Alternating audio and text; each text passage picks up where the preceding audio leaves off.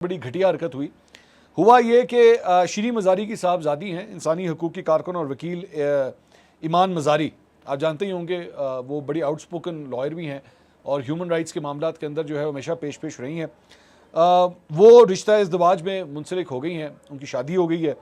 तो ट्विटर पर अपने निकाह की तकरीब की तस्वीर शेयर करते हुए उन्होंने अपनी शादी का ऐलान किया। ईमान मज़ारी ने अपने ही पेशे से वाबस्ता वकील अब्दुल हादी को अपना शरीक हयात मुंतखब किया है। लेकिन हुआ क्या कि ट्विटर के ऊपर जो है एक बड़ा ही घटिया ट्रेंड जो है वो चलना शुरू हुआ, और वो ट्रेंड जो था वो असद अली तूर को लेकर था। और कई लोगों ने जो है वो बैठ के ट्वीट्स वगैरह करना शुरू कर दी कि जी असद अली तूर का मजाक उड़ाया जाना शुरू हो गया, मीम्स बनाए जाना शुरू हो गई इस सिलसिले में। और मतलब एक इस किस्म का घटिया इंप्रेशन जो है वो देने की कोशिश की कि जैसे there was something between Imaan Mazari and Asad Ali Toor. मैं यकीन कीजिए कि ये जो इस किस्म के लोग होते हैं ना, गटर की भी जो सबसे निचली तय होती है ना, ये मैं उसको वो गंद समझता हूँ।